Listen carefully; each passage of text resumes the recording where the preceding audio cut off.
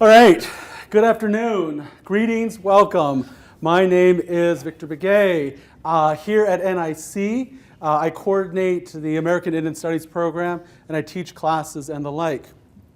Some of you might have seen me walking around on campus. I'm fairly new. I just finished my first year here at NIC. I'm originally from New Mexico, Navajo. I come from a small community in Northwest. My family comes from a small community in Northwest New Mexico. And I moved up here most recently from Phoenix, Arizona. Phoenix, Arizona to Coeur d'Alene, Idaho, a real big switch. But that's exactly what I wanted to do. And my personal experience is, it's basically kind of an outcome of what Junger talks about in this book, Tribe, because his text is about a lot of different things, but one of the central themes that I kind of connected with was this idea of belonging. So I've really had my own sense of belonging tested in the last year, coming from Phoenix to here, because everybody's back home. Mom, pop, brothers, sisters, friends, colleagues, everybody's back home. So when I came up here, had to recreate that kind of situation. Come on in, you guys. Grab a seat. There's some seats up here. Don't be scared. You win a prize if you sit up here. That's not true. So that's who I am, and I was really excited when the Cardinal Common Read organization, the committee, asked me if I would come and share some thoughts about this text, because I read this. I think we got the book last May, and then I read it over the summer. Bits and pieces over the summer, and then when I came back, I was getting ready to kind of get back into the academic routine. I reread it again, and then they came and asked me and said, "Hey, would you like to do this?" And I said, "Sure. You know, Dr. Begay loves an audience, so why not get in front of some people and tell them what I think about a piece of work?" So this is exactly kind of in line with what I like to do. If you ever have any classes with me, you'll recognize and you'll see sort of the animatedness of who I am as I try to connect my own personal experiences with what Junger talks about in the text, Tribe. How many of you looked at it, begin to read it and whatnot? Okay, that's good. A lot of the things that I'm going to speak to are examples from the text. So if you haven't read it, it's very accessible.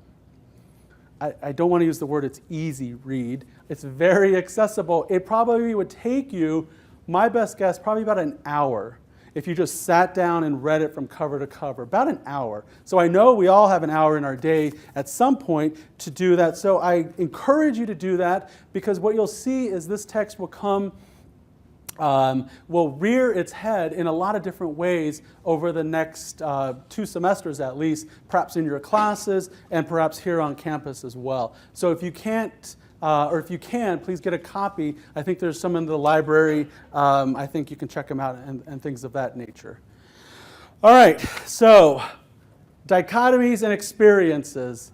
When I was reading it, there are a couple of things that I took of note. And the way that I structured my conversation with you today, there are some problems that I have with this text. And I wanted to talk about those problems, because even though we read something, that doesn't mean that everyone is going to agree on the interpretation of whatever the text is. So as I was reading this text, I'm going to focus on the first 2 chapters in my remarks today. As I was reading it, there were times where I was like, "What? Did he really just write that?" And you know, I highlight and I underline and I put sort of these little markers here, and then I go back and I try to read them in context. So the way that I format this was I talk about some of the challenges that I had, or the problem areas that I have with the text. And then the second part of my remarks really have to deal with, again, this central theme that I picked up on, which is this theme of belonging. And what does that actually mean? So when the committee asked me to, if they asked me if I would do the first roundtable, I was like, I kind of went back and forth with some of my colleagues on the committee, because you see the word tribe, and then you see this guy, and I was like, oh my God, they're just going to automatically connect Indian guy with tribe. So of course we're going to ask the Indian guy on campus to do this. But if you've read the text, you recognize well that the way that Junger uses the word tribe or uses this title is not necessarily meaning American Indian or Native American tribe. He uses it sort of much larger in the sense of community, in the sense of home, but he actually uses the term tribe. So every speaker about the text is not going to be a native person, just FYI. You're going to get a lot of people if you keep coming back to these roundtables. So I just wanted to make that little clarification. Our reading today, I think this is the central tenet that I pulled away from the text. Again, it's this belonging, or this sense of belonging. So these are some guiding questions that I've formulated for us in this conversation today. And this really is a conversation, because a lot of the comments, a lot of the discussions that I have prepared really is to incite you into this conversation. You all know, or you all have a definition of what it means to belong. You've experienced it in a lot of different ways. What Junger is doing is demonstrating to us how he has interpreted what belonging means. And he does it through a lot of different metaphors. He uses American Indians as metaphors. He uses PTSD. He uses people coming back from war, those war scenarios, to demonstrate what it means to belong. But all of us have a definition of what this means based upon our own personal experiences, upon our differing worldviews.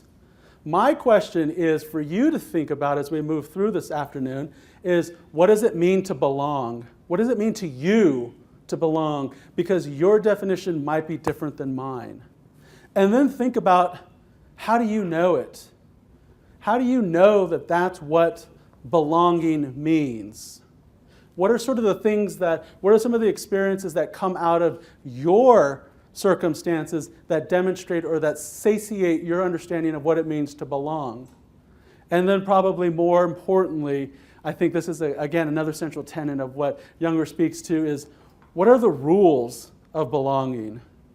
And the way that, again, I'm going to couch this for us is I'm going to talk about sort of a shared experience, something that we all can relate to. So again, first part, let's talk about the problems of the text. Second part, let's talk about belonging and what we all think about it. So if there's questions or comments, or you disagree, or you have a comment, a thought, or a concern about some of the discussion, at any time, just kind of wave your hand, and then we'll jump into that. Even if we don't get through my discussion, I would much rather hear what you have to think about the text as well. Even though I think what I prepared is pretty cool, I would really like to know what you thought about it as well. All right, so if you notice, I titled it Dichotomies and Experiences. What's a dichotomy? That's our SAT word of the day. Two opposing ideas. Yeah, absolutely. Two ideas, relatively speaking, separated from the other. Opposites. Think, if you will, a binary. Okay, binary is sort of opposite, not code binary, 0001111 or whatever, but binaries in the sense of opposing sides and thoughts. So this is where I start our conversation today, is with this idea of a dichotomy. And again, remember, the first part are the problematics, or the areas that I think that Junger can reconsider about the text. What I believe Junger's main challenge in the text for me, indeed, was this dichotomy that he creates.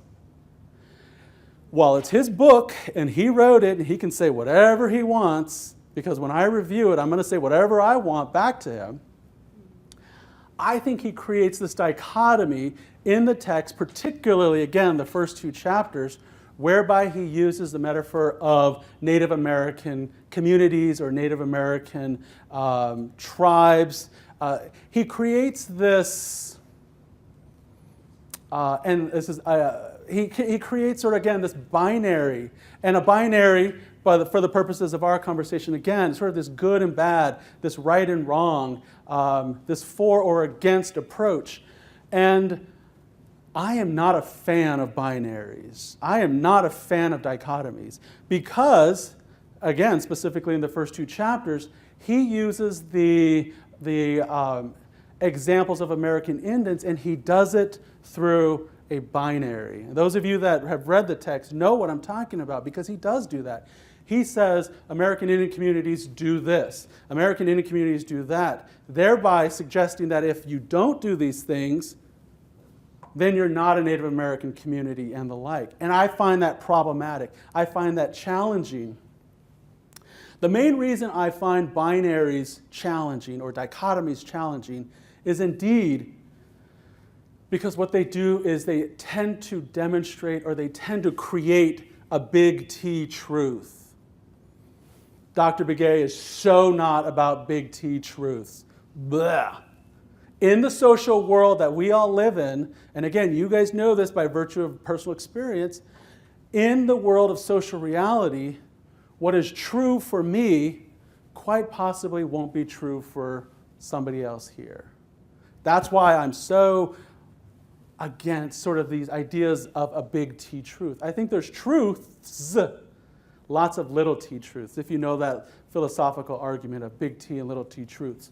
So I don't necessarily like that. I think binaries and dichotomies create norms. They create expectations, or things of what we call, they create a hegemony.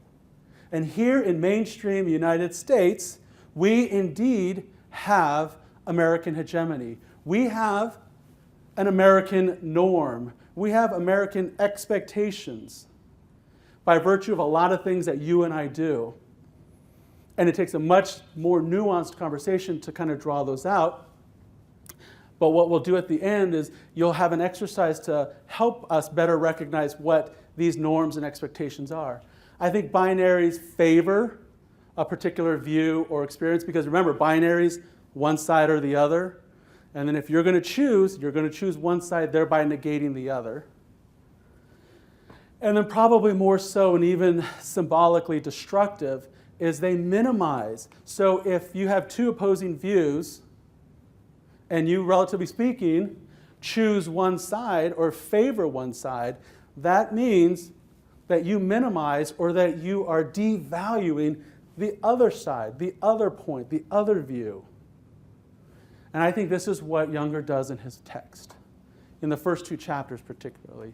He creates a binary, and even more so a little bit personal and a little bit more academic. He creates a binary about American Indians, or he creates a binary about Native Americans, or whatever the case may be. I think he does that. And here's how I think he does that. There's this concept by a colleague of mine, Chanina Lomaiwama, and she wrote a text about it, whereby she writes this article about unnatural truths of American Indians.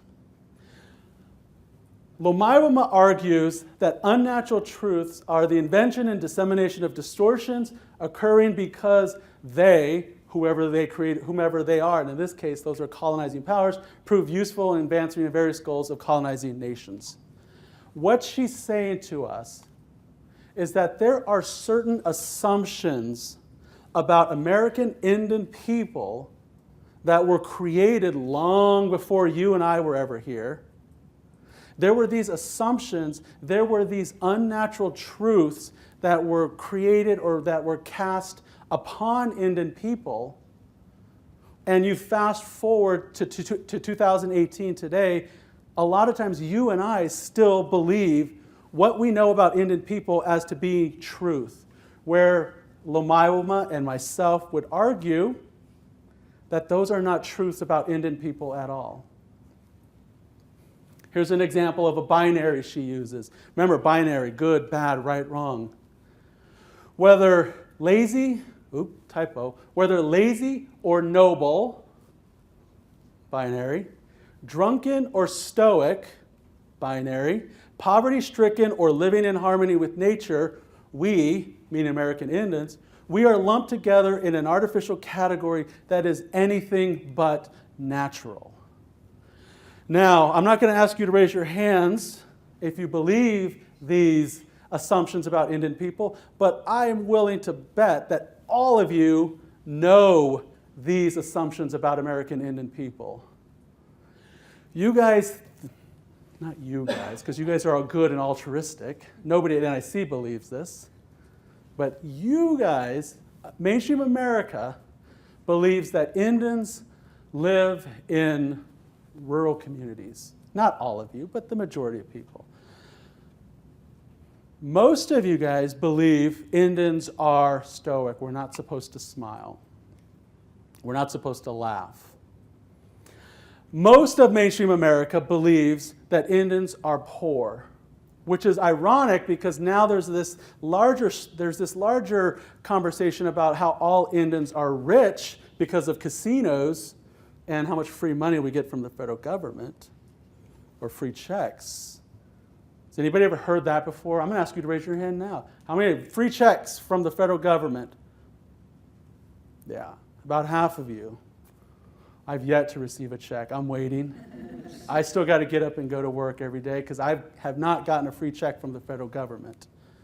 There's a lot of these kinds of assumptions, these assertions that we hear and we know about American Indian people by virtue of these binaries. And these binaries, according to what Lomayawoba and I agree, were originally created by somebody, and in our case, it was created by those first Europeans who came over here. And the way that I connect this argument to Junger's book is because he uses these binaries in his text. He uses some of these assumptions, particularly this one, that Indians live in harmony with nature. That we stand, we go to the mountain, we talk with Father Sun, Mother Sky. The eagle is my friend. I have friends who are raccoons and I sing with deer. All those kinds of things. It's funny, and what's more funny about it is that you know exactly what I'm talking about, and that's exactly what mainstream America thinks about Indian people, and that's what not Paul Junger, but that's what Junger does in this text. He brings that in. He makes this dichotomy between mainstream American communities and Native American communities. In the first couple chapters of his text, he argues that Native American communities are better, or they're more engaged with this idea of communal living and belonging than mainstream American communities. And I just say BS. Because I come from an American Indian community, and I've lived and engaged in mainstream American communities, and I'm not so sure I see a lot of difference. I can guarantee you, I don't see this in Native American communities. None of my friends have best friends who are raccoons or bears or deers. I don't have any. I've got good friends and colleagues, but they're not animals. Well, they're party animals. No, they're not. Just kidding. Just kidding. They're not. But I don't know this about American Indians, and he uses that imagery, he uses that in his text a lot. And again, for those of you who read the first couple of chapters, you know this and you recognize this. And I think that's problematic. And it's problematic because it creates a binary. It says, it reifies this idea of American Indians living in harmony in nature, and thereby the argument is, if you're an American Indian and you don't live in harmony with nature, then perhaps you're not a Native American. That's one of the challenges I have with his text. And it's one that we got to remember, we got to think about, because we may love the book, but we can also have issues with pieces of it. We can also have issues with chapters of the text and still enjoy it. I still like the text. I think he's far-fetched in his metaphors and the like, but I still like the text. Yes, ma'am? So, would this be considered cultural appropriation? It could be, sure. Absolutely. Certain behaviors, certain characteristics are assigned to particular groups of people. Yeah, absolutely. Again, Indian stoic or Indian drunk, Indian casino rich or Indian, government poor. Characteristics that are assigned. Yeah, there was a hand. He maybe doesn't go to as great a lengths as he should in drawing out the challenges with Native Indian societies. He does make the point that between their tribes there was some war, there was some savagery, those kinds of things. But if we can push past the idea of a binary, this binary idea, it seemed like the primary point to me, as he's looking ahead to making this point about belonging, is the relative simplicity of what it means to belong in that kind of community, as opposed to whatever is developing in more industrialized kinds of society.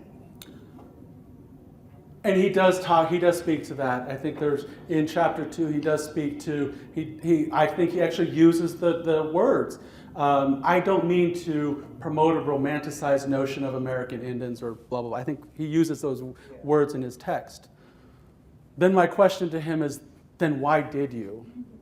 Why did you then promote this idea that Indians live in harmony, that Indians live this simplistic lifestyle, that Indians live this uncomplicated, harmonious existence with each other, when in fact we are humans, we are people just like anybody else. Indians are capitalists. Indians like drama. Indians cry. Indians take other girlfriends. Indians commit adultery, just like anybody else. But that's not the picture of what we know as American Indians. Again, it's this binary view. It's this static notion of what it means to be Indian that's reified, at least in the first couple chapters of the text. Yeah. I think continuing your point on the dichotomy continues as he goes forward, that community only exists in crisis.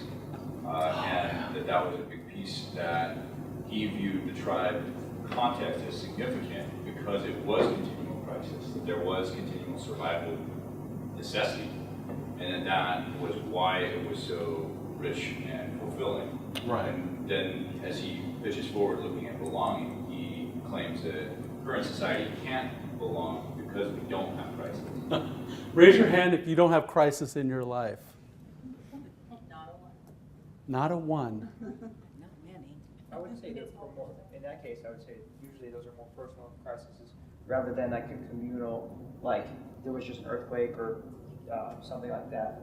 You know what I mean? Everyone struggles with personal things, of course, but it's not like the world's falling down, like society's collapsing. Right. You know? And indeed, then we get to the conversation of, well, what counts as a crisis? Because a crisis to me might not be not being able to pay the mortgage bill, and a crisis to somebody in Puerto Rico who after several years still don't have lights and food and running water and the like.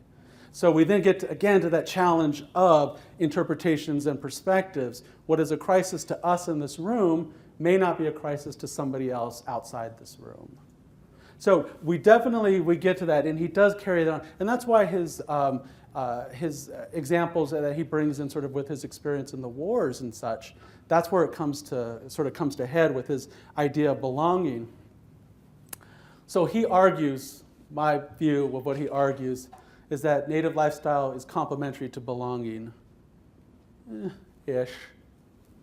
Come to stay the week with my family, and I'm not so sure that's entirely accurate. More non-natives desire native simplicity. This is what he says. This is his word, that we, native communities, that we're simple, that we don't desire mainstream American industry, technology, and the like.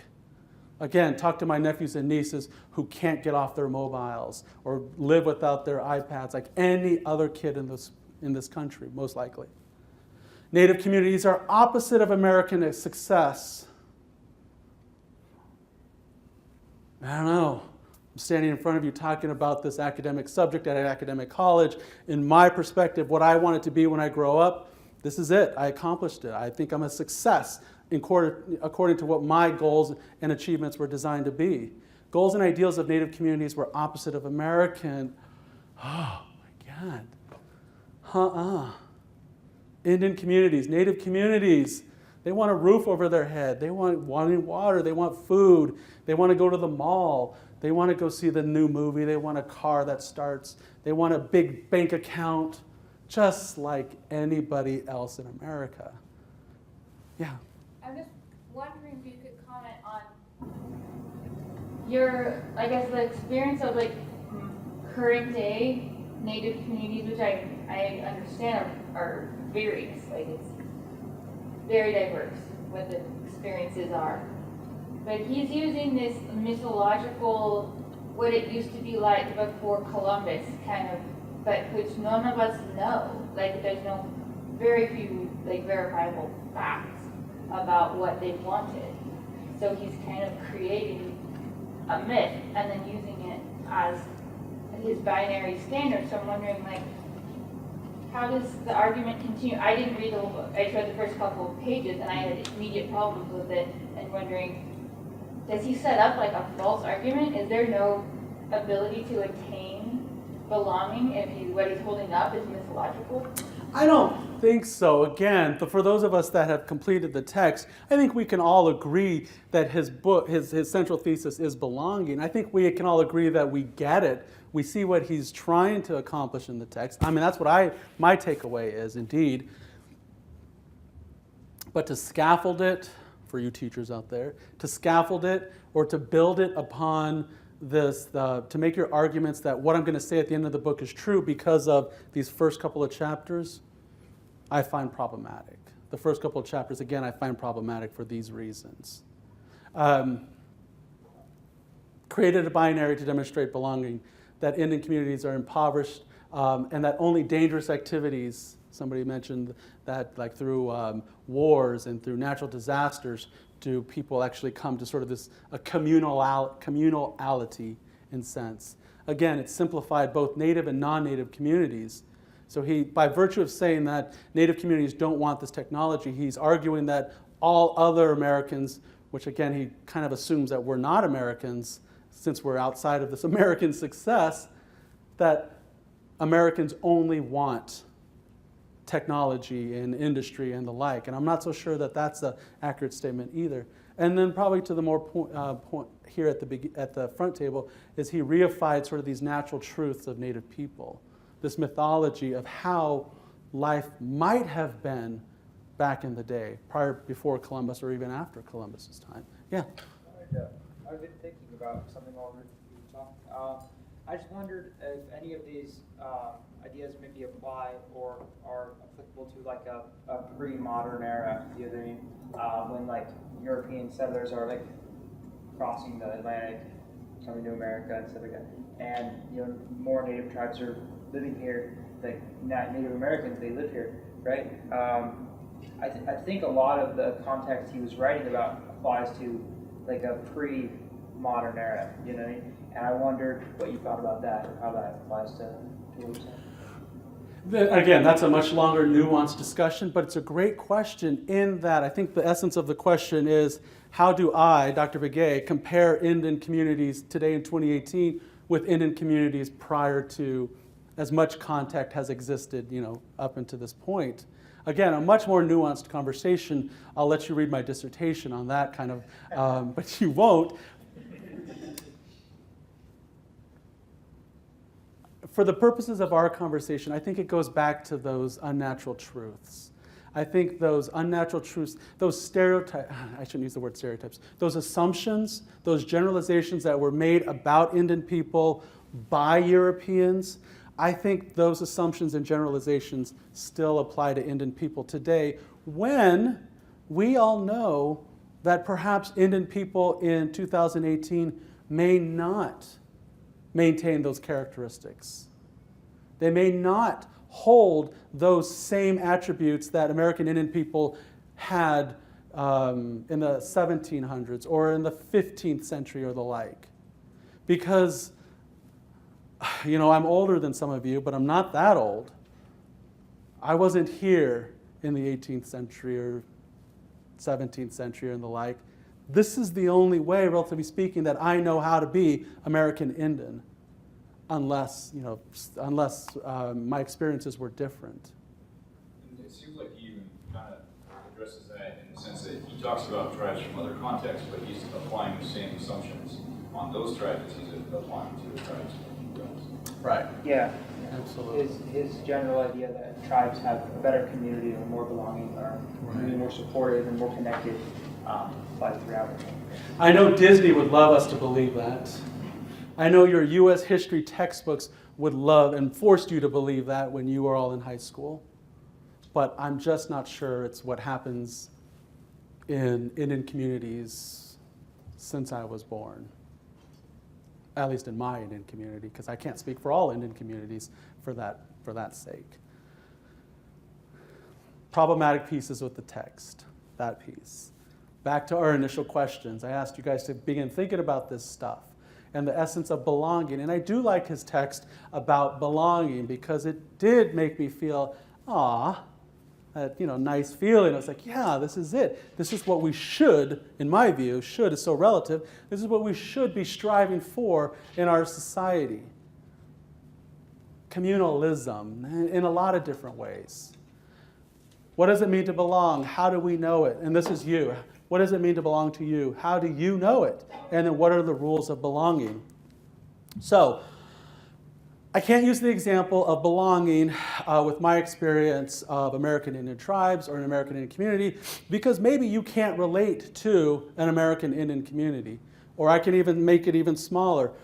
Perhaps my experience is only, or my experience really is relegated to a Navajo community experience, which might be very different than a Coeur d'Alene tribal member community, or a Yakima, or a Seminole tribe, or a Seneca family experience over in the New York area.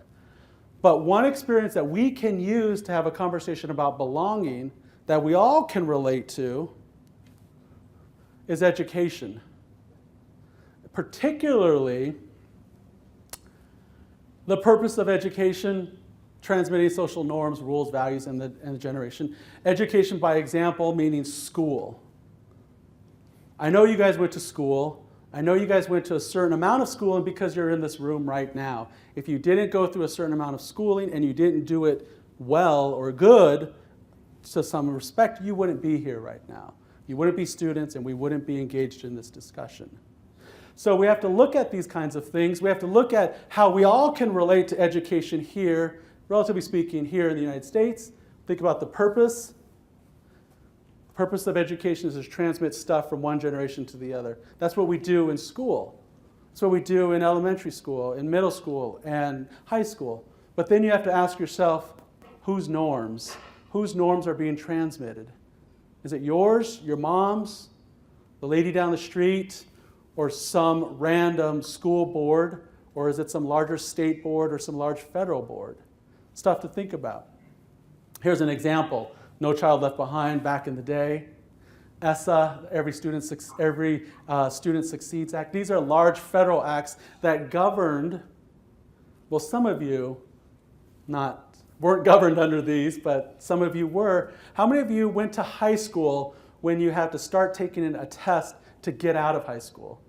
Like an exit exam, if you will. Nobody had to do that? That's what No Child Left Behind brought in. Exit exams. In Arizona, it was rampant with exit exams. You could not graduate high school. Even though you did all the classes, got all the credits, you could not graduate high school unless you completed what we had with the AIMS test, the assessment or instrument to measure standards or whatever the case may be.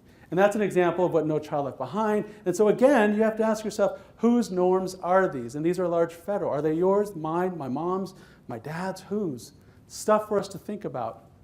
So when we think about education, we think about school experience. And I love high school. I do indeed.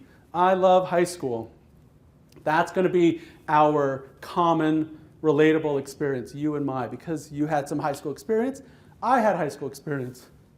Some of you know Rydell High? Yeah. All right, I'm dating myself here. So think about the rules of your school. What were the rules of your school? My guess is that the rules of your school were very similar to mine, even though we didn't go to the same high school. My colleague, Dr. Ware, and I were just talking about this. He went to school in Sheridan, Wyoming, and I graduated high school in Shiprock, New Mexico, and the rules of our high school were pretty much the same. For example, lunch tables. They look like this, like our round tables here. And you guys know this. Remember what it felt like after you got your tray of food and you walked into the dining area where the tables are like this or like this? Remember the feeling of like, oh my God, where do I sit? Now don't start freaking out because I don't have therapy behind me or anything like that. But remember that. Which table could you sit at? And probably more importantly, which table couldn't you sit at? In high school, I was a drama geek or drama dork. So I only had one table, and that was with the other drama dorks, geeks or whatever. I knew I couldn't sit at the jocks table. I couldn't sit with the football team. I couldn't sit with with sort of the academic nerds. I couldn't sit with the Spanish club people. I knew which, and you guys know this. Think about what table you could sit at. And then again, by extension, all of the tables that you couldn't sit at. That's what's most fascinating to me. More so than the table I could, but all the others I couldn't. Rules of the school, rules of the lunchroom, rules of the lunch table. The language, think of the languages that we use in school. My best guess is that you spoke English. Sheridan, Wyoming, Dr. Ware spoke English. His teachers, his students, or his colleagues, his other students. Shiprock, New Mexico, English. Even though we're all Navajo, English. My best guess is you spoke English. We have that shared experience. The dress, we wore probably similar kinds of clothes. Again, I'm going to date myself when we wore parachute pants and we wore a white, bejeweled, bedazzled glove on one hand. Who was that? Does anybody know? Yeah, it was so cool when you could wear one bedazzled glove on your hand. Dress. And then when you knew the rules of what you could wear, and then again, more importantly, you knew the rules of what you couldn't wear, and by virtue, if you decided, oh, I'm going to buck the system, I don't care what they say, and I'm going to wear all black, and I'm going to put black eyeliner on, and I'm going to put my hair over my face, and that's going to be me. Some group pulled you in even when you did that. When you tried to be alternative and against the norm, some group pulled you in. Maybe it was the smokers or the stoners out by that fence, way in the back behind those bushes, but on the inside of the fence, maybe. But some group pulled you in, even though you were trying to be so anti-school. The rules of timing. School starts in the morning, 7:30, 8:30, 9 o'clock, usually ends at 2, 3, 4 o'clock. Probably your experience. That was my experience too. A lot of this stuff, again, we're relating to because this is what you do. Behavior in school. You guys are performing the behavior of high school very well right now. Because if you didn't do it very well, you wouldn't be here. You would have been kicked out of high school and you would have been kicked out of college because it's set up just like this. 4 walls. There's one adult person who, relatively speaking, is in charge and authority, and then everybody else sits looking one way. This is what your high school classroom, generically speaking, was like. You knew the rules of the classroom. You knew what to say. You knew what level of voice, timbre, and cadence to use. Social dances. Oh my God, is he going to ask me to the prom? I hope he asks me to the prom. Did you go to Sadie Hawkins where the girls ask the guys? Did you go to the homecoming? All of those kinds of behaviors, again, that you and I can relate to. Athletics, the jocks of the school. Oh my God, they made my life really, really uncomfortable. And I don't know why, just because I like to do things on stage and they like to do things on the field. And they just made my life very uncomfortable for a couple of years. And then knowledges.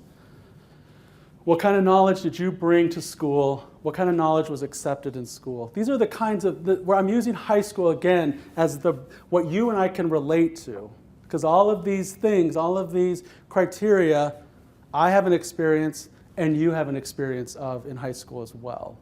Different maybe, but probably a lot of commonalities there. This is probably what your classroom looked like. Most of us in mainstream America. This is what our classrooms look like. This is what classrooms looked like 100 years ago. In 1918, this is what classrooms looked like.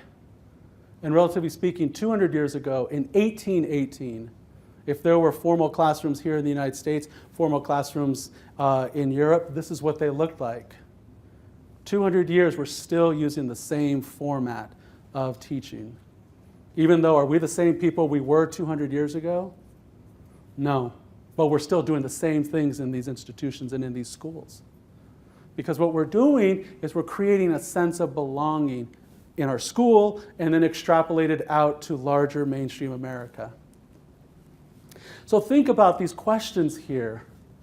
Think about these experiences that you've had in your high school experience. Or not even just high school, but any of your schooling experience, kindergarten, elementary, middle school. What group did you belong to? Why did you belong to that group as opposed to another? What similarities were of that group? What did you have in common? What did you share? What made your group different than others? What was the relative scale of importance for groups? Because in my high school, the relative scale of importance for groups, my group, the drama dorks, on the scale of importance as highly important, less important student group, I think we were closer here. Which groups in our mainstream high schools are up here? Athletes, jocks. Athletes and jocks. Yeah. And so a lot of you are shaking your heads, and I don't even know who you are. I don't know where you went to school. I don't know when you went to high school. But we're all agreeing that athletes and jocks still, today in 2018, are more valued and more important for whatever reason. And then ask yourself this nice little question. Who decided this scale? And where did your group range? This is a great question about belonging. Who decides this scale of importance at your high school? I had no idea who did in my school. But I just knew it was the jocks, it was the athletes. They were more valuable and more deemed important than the drama people. And I don't know who made that up. And probably even now that I'm stopping to think about it, I'm going through some therapy myself. I'm starting to think about it, I'm like, wait a minute, why did I accept it? Why didn't I say something? Well, because they would have beat me up. But besides that, ask yourself this stuff. Think about your group. And think about this notion of belonging to that group. We all belong to a different group in a lot of different ways. And think about which group you belong to. And in this case, I'm using a common experience of high school, but you can use that common experience of high school now, or you can just think about now that we're all out of high school. What groups do we belong to now? Sort of back to those seminal questions. What groups do we belong to now? And then how do we know it? How do we know that we belong to that group? And then what are the rules of our group? Again, remember, I kind of went through this experience moving up here to North Idaho. The group that I belonged to, in my head, was built and constructed in Phoenix, Arizona, where I lived forever. How did I know it? Again, I can list you ways. And then what were the rules of belonging? We had rules. We knew who were our friends and our colleagues, and we knew who weren't our friends and our colleagues.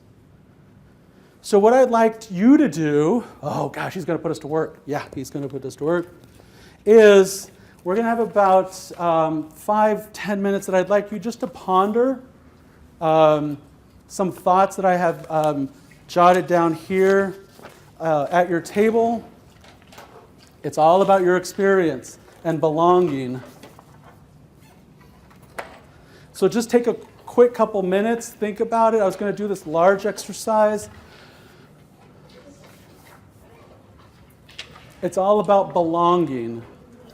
And sort of how do we know it? These seminal questions. What does it mean? How do we know it? And what are the rules?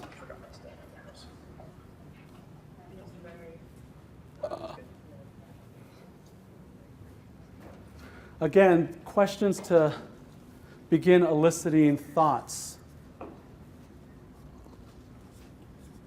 about belonging.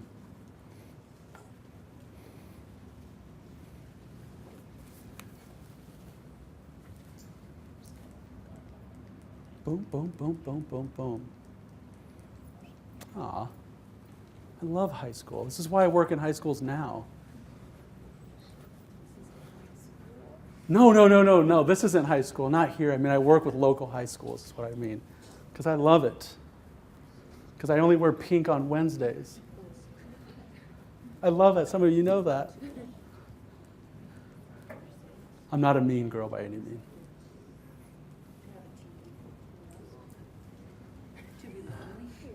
To be lonely.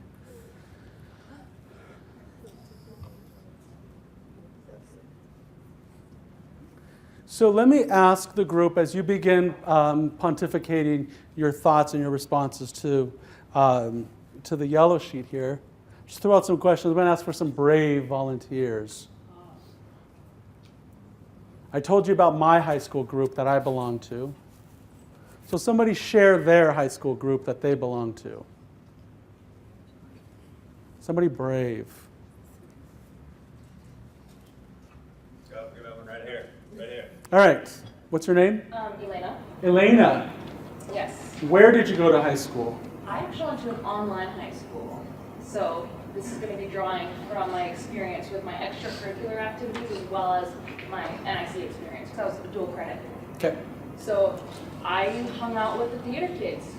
Aw, we would have been friends. Yeah. All right. So think about, okay, you hung out with the theater kids, and I'm going to go back to my seminal questions. I think the seminal, one of the things was, why did you relate to that particular group? Because we all did theater together. Okay, so there was a common interest, Mm-hmm. so you knew it, that's how you related. And what were the rules of belonging to that group? Be nice to each other and be encouraging, kind of, and be team players. Don't try to outdo each other. That's kind of how. Well. That sounds like an after-school special. Come on, we're all humans here. What were the rules of belonging to that group?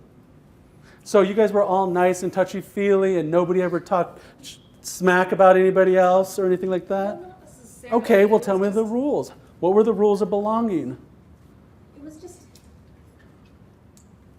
being there for each other while doing things together, if that makes sense. Oh, that's nice. It is. No, not at all. Not at all. And perhaps, again, that was the experience of what you took away from it. Absolutely. Yes. Your name? My name's Caleb. Caleb, where did you go to high school? Timberlake. Timberlake. Local. Okay. What group did you belong to? I affiliated primarily with the group that was the outcasts.